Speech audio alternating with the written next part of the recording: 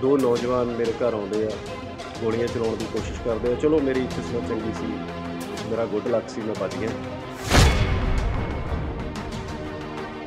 Security होने के बावजूद, क्योंकि इन्होंने बंदे घट लाए सी, दो तीन वारी मेरे घर खालिस्तान जिंदाबाद के पोस्टर लगे।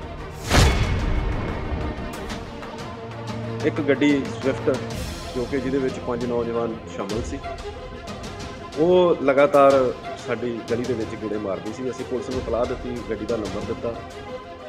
वो बाद च पता लगा, पुलिस दी इनक्वायरी कीती, पुलिस को पता लगा कि सानूं वो एक बाइक दा नंबर निकलिया। सिक्योरिटी दे विच सी कि नवें साल वाले दिन मैनूं SSP साहब दा फोन आउंदा कि तुहाडे कोल किन्नी सिक्योरिटी है। मैं उन्होंने कहा जी इक्को बंदा मेरे कोल, क्योंकि बाकी वापस लै लए सी उन्होंने करोना काल दे विच। उन्होंने रातों रात नवें साल वाले दिन 2021 जो एक नूं मैनूं रातों रात मेरे को 14 बंदे भेज दिते। शायद उस करके राजनीतिक पार्टियां चाहुंदियां कि सिक्योरिटी वापस लैके इनू असीं मरवा सकीए। मैनूं लगदा कि हुण मेरी सिक्योरिटी वापस लैके कोई ना कोई मैनूं मरवाउण की कोशिश कर रहा, तो हमला जरूर होएगा, क्योंकि प्रशासन पुलिस मिल चुकी है। मैनूं लग रहा कि ये हुण कुछ ना कुछ करवाउणगे। मैनूं इन्हां तों बहुत ज़्यादा खतरा जिंदे प्रति ਜਿਹੜੇ ਇੱਥੋਂ ਦੇ ਰਾਜਨੀਤਿਕ ਮੌਜੂਦਾ ਸਰਕਾਰ ਦੇ ਨੁਮਾਇੰਦੇ ਨੇ, ਉਹਨਾਂ ਨੂੰ ਚੀਜ਼ਾਂ ਹਜਮ ਨਹੀਂ ਹੋ ਪਾ ਰਹੀਆਂ। ਯਕਦਮ ਪੁਲਿਸ ਪ੍ਰਸ਼ਾਸਨ ਤੇ ਪੰਜਾਬ ਸਰਕਾਰ ਵੱਲੋਂ ਐਡੀ ਵੱਡੀ ਸਿਕਿਉਰਿਟੀ ਦੇਣ ਤੋਂ ਬਾਅਦ ਅੱਜ ਯਕਦਮ ਇਹਨਾਂ ਦੀ ਸੁਰੱਖਿਆ ਵਾਪਸ ਦਿੱਤੀ ਗਈ। इस तरह कामरेड बलविंदर सिंह ने होया, रातों रात उसकी सिक्योरिटी वापस करवा के अगले दिन ही उन्होंने मरवा दिता गया सी। मेरे नाल मैनूं लगदा कि मेरे नाल भी इस तरह होई।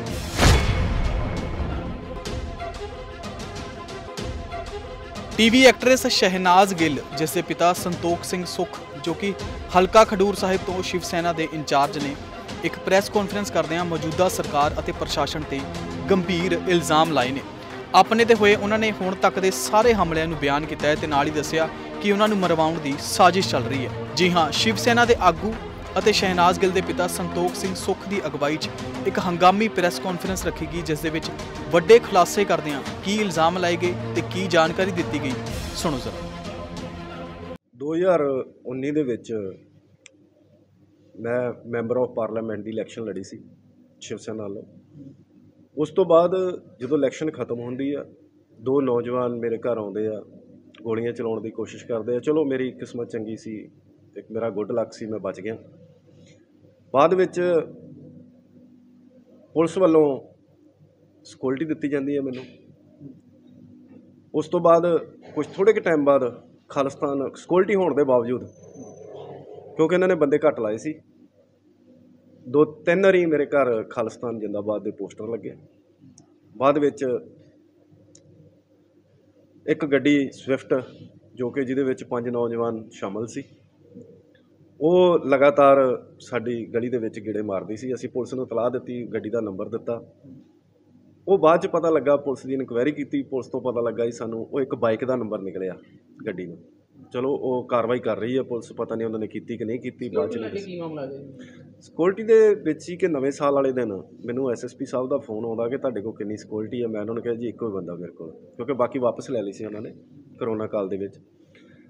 उन्होंने रातों रात नवें साल वाले दिन 2021 जो एक नूं मैनूं रातों रात मेरे को 14 बंदे भेज दिंदे आ जी कि हाँ, कहिंदे सी कोई थ्रैट आया, तुहानूं कोई मारन की कोशिश कर रहा। वो बंदे असीं गिरफ्तार कीते आ कि जां मैनूं ज़्यादा दस्सिया नहीं कि तुहानूं खतरा, तुसीं मैनूं दस्से तो बगैर घरों बाहर भी नहीं जाना। 8वें महीने की गल है जी। कोई 2-3 नौजवान जो मोटरसाइकिल से साडा पिछा कर रहे सी, मैं अपने 3 गनमैनां नाल जा रहा सी तरनताਰਨ साहब नूं। वो इन्होंने शक दे विच उन्होंने रोकिया, कभी अग्गा पिछा कर रहे सी। जदों उन्हां दी तलाशी लई गई, उन्हां कोल एक बाइक भी चोरी दी निकली, एक पिस्टल 6 रौंद जिन्हां नूं इन्हां ने पुछगिछ कीती गनमैनां ने। उन्होंने दस्सिया कि असीं तुहाडे ते हमला करना सी। वो असीं फड़ के पुलिस नूं भी दित्ते आ। उन्हां दीयां तस्वीरां, पिस्टल, रौंद, 3 नौजवान खलचीआं थाणे दे विच असीं उन्होंने दस्सिया, जिहदे विचों एक बंदा छड्ड भी दिता गया जिहदे कोल पिस्टल सी। ਬਾਅਦ ਦੇ ਵਿੱਚ ਹੁਣ ਕੋਈ ਜਿਸ ਤਰ੍ਹਾਂ ਕਿਸੇ ਨਾਲ ਨਾਇਨਸਾਫੀ ਹੁੰਦੀ ਆ, ਅਸੀਂ ਉਹਦੇ ਲਈ ਲੜਦੇ ਹਾਂ, ਭਾਵੇਂ ਉਹ ਕੋਈ ਮਾਮਲਾ ਹੋਵੇ। ਸ਼ਾਇਦ ਉਸ ਕਰਕੇ ਰਾਜਨੀਤਿਕ ਪਾਰਟੀਆਂ ਚਾਹੁੰਦੀਆਂ ਕਿ ਇਹਦੀ ਸਿਕਿਉਰਿਟੀ ਵਾਪਸ ਲੈ ਕੇ ਇਹਨੂੰ ਅਸੀਂ ਮਰਵਾ ਸਕੀਏ।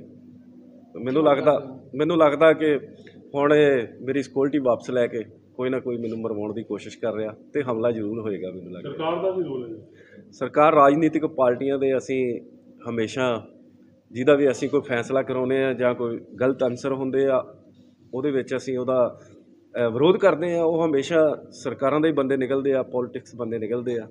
ਤੇ ਹੋ ਸਕਦਾ ਕੋਈ ਚਾਹੁੰਦਾ ਹੋਵੇ ਕਿ ਇਹਦੀ ਸਿਕਿਉਰਿਟੀ ਵਾਪਸ ਲਈਏ ਤੇ ਇਹਨੂੰ ਖਤਮ ਕੀਤਾ ਜਾ ਸਕੇ, ਕਿਉਂਕਿ ਪ੍ਰਸ਼ਾਸਨ ਪੁਲਿਸ ਮਿਲ ਚੁੱਕੀ ਆ।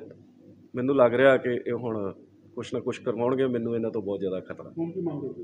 ਮੈਂ ਮੰਗ ਕਰਦਾ ਕਿ ਮੇਰੀ ਜਿਹੜੀ ਸਿਕਿਉਰਿਟੀ ਵਾਪਸ ਲਈ ਗਈ ਆ ਉਹ ਵਾਪਸ ਦਿੱਤੀ ਜਾਵੇ। ਉੱਚ ਅਧਿਕਾਰੀਆਂ ਨਾਲ ਕੋਈ ਗੱਲਬਾਤ ਹੋਈ?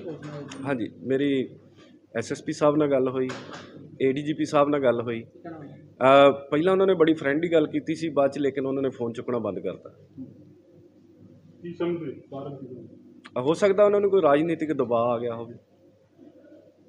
ਜੇ ਨਹੀਂ ਮਿਲਦੀ ਸਿਕਿਉਰਿਟੀ ਫਿਰ ਕਰੋਗੇ?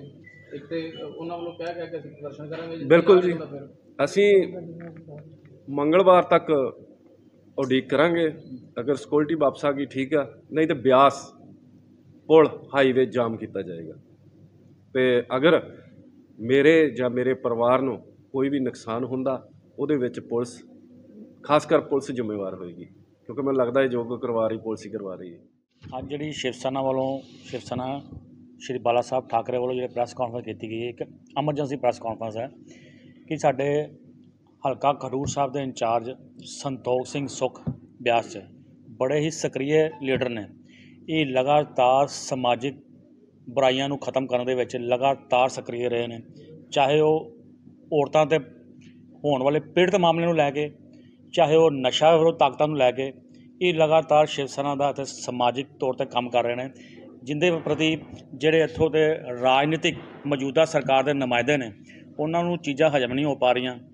ਅਤੇ ਇਹ ਯਕਦਮ ਪੁਲਿਸ ਪ੍ਰਸ਼ਾਸਨ ਅਤੇ ਪੰਜਾਬ ਸਰਕਾਰ ਵੱਲੋਂ ਐਡੀ ਵੱਡੀ ਸਿਕਿਉਰਿਟੀ ਦੇਣ ਤੋਂ ਬਾਅਦ ਅੱਜ ਯਕਦਮ ਇਹਨਾਂ ਦੀ ਸੁਰੱਖਿਆ ਵਾਪਸ ਲਿੱਤੀ ਗਈ। ਇਹ ਬੜੀ ਇੱਕ ਹੈਰਾਨੀਜਨਕ ਗੱਲ ਹੈ। ਇਸ ਤਰ੍ਹਾਂ ਲੱਗਦਾ ਹੈ ਕਿ ਜਿਸ ਤਰ੍ਹਾਂ ਇਹ ਪੰਜਾਬ ਸਰਕਾਰ ਨੇ ਇੱਕ ਠੇਕਾ ਲੈ ਲਿਆ ਜਾਂ ਮੌਜੂਦਾ ਪ੍ਰਸ਼ਾਸਨ ਨੇ ਇੱਕ ਠੇਕਾ ਲੈ ਲਿਆ ਕਿ ਅਸੀਂ ਕੋਈ ਹਿੰਦੂ ਲੀਡਰ ਜੇ ਕੋਈ ਆਵਾਜ਼ ਬੁਲੰਦ ਕਰਦਾ ਸਮਾਜਿਕ ਸੇਵਾਵਾਂ ਦੀਆਂ ਜਾਂ ਹਿੰਦੂ ਤੱਤਵ ਦੀ, ਤੇ ਉਹਨੂੰ ਟਾਰਗੇਟ 'ਤੇ ਚਾਹੇ ਉਹ ਖਾਲਿਸਤਾਨੀ ਸਮਰਥਕ ਨਾਲ ਜਾਂ ਗੈਂਗਸਟਰ ਦੇ ਜ਼ਰੀਏ ਉਸ ਨੂੰ ਮਰਵਾ ਦਿੱਤਾ ਜਾਏ, ਉਹਦੇ ਪਰਿਵਾਰ ਨੂੰ ਮਰਵਾਵੇ। ਸੋ ਇਸ ਮੌਕੇ ਪੰਜਾਬ ਯੂਥ ਪ੍ਰਧਾਨ ਸੰਜੀਵ ਭਾਸਕਰ ਅਤੇ ਲੋਕ ਸਭਾ ਹਲਕਾ ਖਡੂਰ ਸਾਹਿਬ ਇੰਚਾਰਜ ਸੰਤੋਖ ਸਿੰਘ ਸੁੱਖ ਨੇ ਉੱਚ ਪੁਲਿਸ ਅਧਿਕਾਰੀਆਂ ਨੂੰ ਕਿਹਾ ਕਿ ਜੇਕਰ 16 ਨਵੰਬਰ ਤੱਕ ਉਹਨਾਂ ਦੀ ਸਿਕਿਉਰਿਟੀ ਵਾਪਸ ਨਾ ਕੀਤੀ ਗਈ ਤਾਂ 17 ਨਵੰਬਰ ਨੂੰ ਸ਼ਿਵ ਸੈਨਾ ਬਿਆਸ ਹਾਈਵੇ ਤੇ ਪ੍ਰਦਰਸ਼ਨ ਕਰੇਗੀ। ਸੋ ਹੁਣ ਦੇਖਣਾ ਇਹ ਹੋਵੇਗਾ ਕਿ ਪੰਜਾਬ ਸਰਕਾਰ ਅਤੇ ਪ੍ਰਸ਼ਾਸਨ ਵੱਲੋਂ ਉਹਨਾਂ ਦੀ ਸਿਕਿਉਰਿਟੀ ਮੁੜ ਤੋਂ ਵਾਪਸ ਲਾਈ ਜਾਂਦੀ ਹੈ ਜਾਂ ਨਹੀਂ। ਬਿਆਸ ਤੋਂ ਗੁਰਦਰਸ਼ਨ ਸਿੰਘ ਪ੍ਰਿੰਸ ਦੀ ਰਿਪੋਰਟ, ਡੇਲੀ ਪੋਸਟ ਪੰਜਾਬੀ। आखिरी मौका ਉਹ ਸਟੂਡੈਂਟਸ ਵਾਸਤੇ ਜਿਨ੍ਹਾਂ ਦੀ ਐਪਲੀਕੇਸ਼ਨ ਕੈਨੇਡਾ ਲਈ ਪਹਿਲੇ ਰਿਜੈਕਟ ਹੋ ਚੁੱਕੀ ਹੈ। ਕੋਰਸ ਪ੍ਰੋਗਰੈਸ਼ਨ ਨਹੀਂ ਸੀ ਜਾਂ ਕੋਰਸ ਰੈਲੇਵੈਂਸੀ ਨਾ ਹੋਣ ਕਰਕੇ ਰਿਜੈਕਟ ਹੋ ਚੁੱਕੀ ਹੈ। ਫੋਨ ਚੱਕੋ, ਕਾਲ ਕਰੋ 90419 90419। ਹੁਣ ਇਹ ਆਖਰੀ ਮੌਕਾ ਗਵਾ ਨਾ ਲੈਣਾ।